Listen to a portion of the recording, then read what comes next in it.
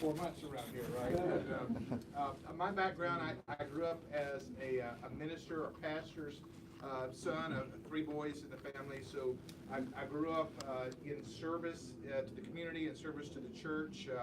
I pursued business and finance after that, but God led us back into ministry. Something that I promised I would never do is follow my father's footsteps as a pastor, but you know how the Lord works sometimes when he calls you to different things as you're fulfilling your calling.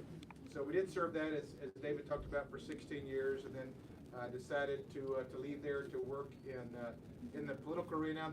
People ask me, how did you hit the ground running in Washington? And I've often said, if you can survive a Baptist church meeting, you can go work anywhere, right? So, Sean Nelson, good to see you back there as well. The great work there at ADF.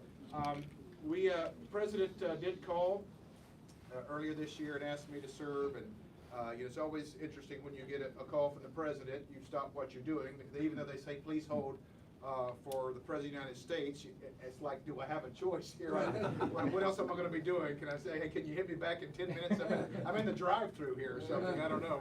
But we were honored to accept this position, and we're looking forward to, we've gotten through all the different paperwork, which is months long, and we've been up a couple of times for the hearing, and we're excited about it. We think as soon as the shutdown is over, the hearings will reconvene, and we'll be willing to and ready to jump into that. I'm overwhelmed tonight,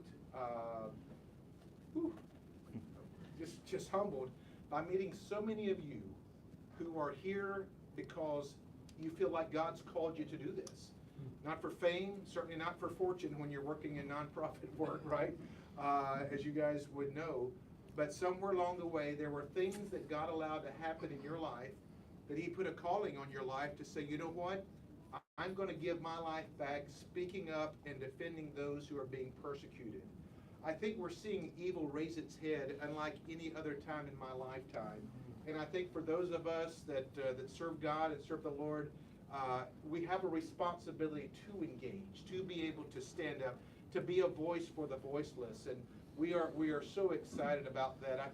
I think where I was impacted, even though growing up in ministry, I didn't take my first mission trip overseas till I was an adult, and I was working at a larger church with a guy by the name of Dr. Gary Chapman, who wrote the 5 Love Languages, and we took about 200 people to Belgium. Marcelona, I believe I was talking with you a little bit earlier, she's from Brussels, and we worked in 10 different refugee camps, put about 20 people in the different refugee camps, and for the first time I began to see some of the pain and some of the hurt that religious persecution and political asylees were looking for, because they had been even run out of some of their own countries. And for the first time I thought what it must be like to be a religious minority in your country, to be persecuted, to be told you're no longer welcome here, to go through all kinds of different things. And that put a seed in my heart that God would begin to cultivate later on. And as we've seen this opportunity come to fruition, we are looking forward to partnering with you. I want to introduce Isaac Six. He's our senior advisor in the International Religious Freedom. Isaac, raise your hand up high there. So, Isaac, yeah, when I agreed to take this position, and I'll close with this, I prayed that God would provide someone who would have an understanding with the experience, that would know. If you name a country, he could tell you about the persecution. He would know who's responsible. And so many people recommended Isaac Six. He's been there in the State Department now, is helping do a wonderful job. But we have a battle to make sure that all of our voices are certainly heard. I remember being in London just recently and feeling the weight of the responsibility when Margaret Thatcher's, one of her sweet ladies that worked for her, she's in her 80s, named Emma, and she came up to me, she said, Congressman, America has a responsibility here because you actually have it in your law, freedom of religion. You must be the beacon. You must be the one that's courageous being out there. We accept that responsibility with great humility, and we understand that part of the strength is groups like Religious Freedom Institute, organizations like yours, and I guess the Apostle Paul says it much better than I can when it comes to remembering that. Don't grow weary in doing well, for in due season we will reap if we do not faint. God bless you. Thank you so much for coming.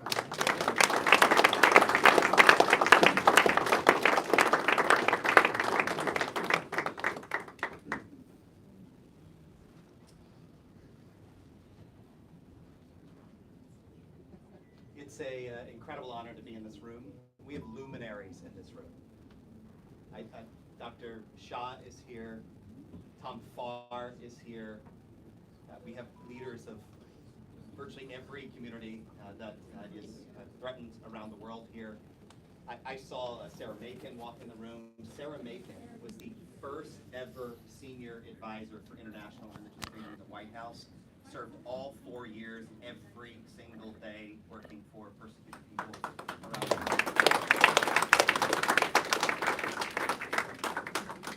I have the privilege of serving as the Vice Chancellor of this Pepperdine campus here in DC and the Managing Director of Middle East Studies here. By the way, mingling among you are some of the 28 inaugural students of the new Middle East Studies program here. There will be another class next year. It's fully scholarship. Applications are opening now.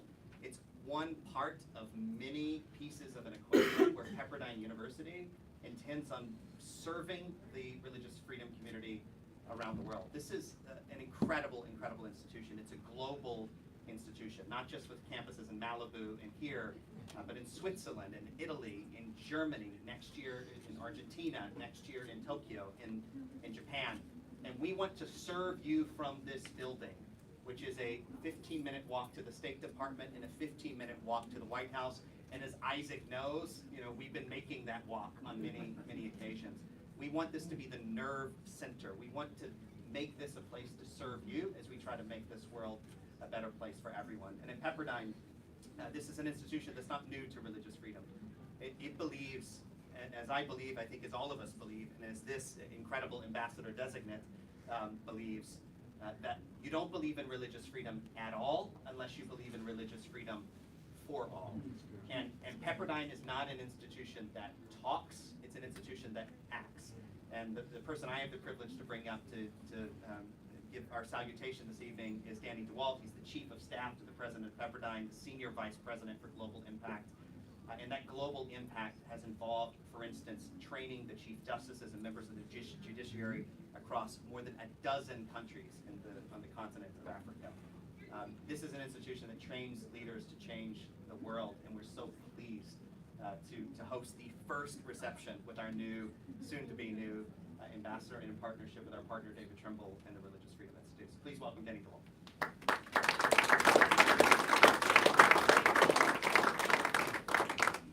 Well, I don't know that you need to endure two Pepperdine speakers tonight, but since I flew in from Malibu, I suppose I get 30 seconds.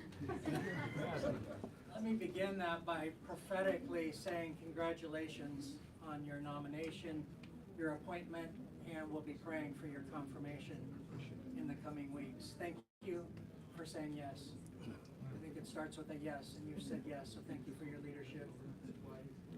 I oversee our efforts at Pepperdine on international religious freedom, which is composed of two things: following around David Trimble and Johnny Moore and learning from them.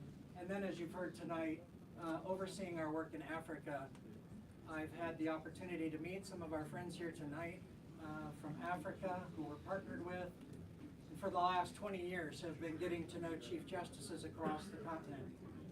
And we have a strong, trusted relationship with about 15 of them, 10 that we're in open discussions with, but all of them we have their attention on this issue. The work we've been doing the last 20 years has been in criminal justice reform, but they're interested and they're becoming aware, as we all are, of the challenges on that continent. And we're hoping to partner with them in their vision to address this issue on the continent of Africa. So we're grateful as Pepperdine to be partnered with RFI and their leadership, now with Johnny Moore leading this campus and our efforts here, now with Ambassador Walker.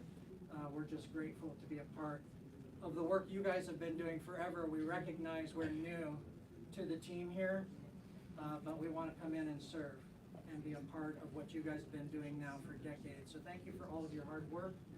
Thank you for coming tonight to give this warm reception to Congressman Walker, and we'd love for you to hang out. Feel free to stay, chat some more, get to know each other, meet the Congressman, and don't be a stranger to Pepperdine. Thank you once again.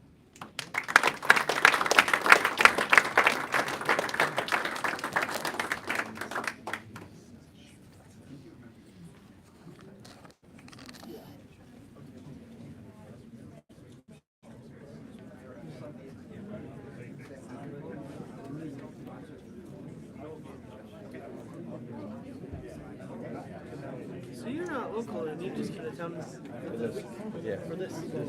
Yeah. I'll do some other things. I'm with my daughter, who got furloughed from the state.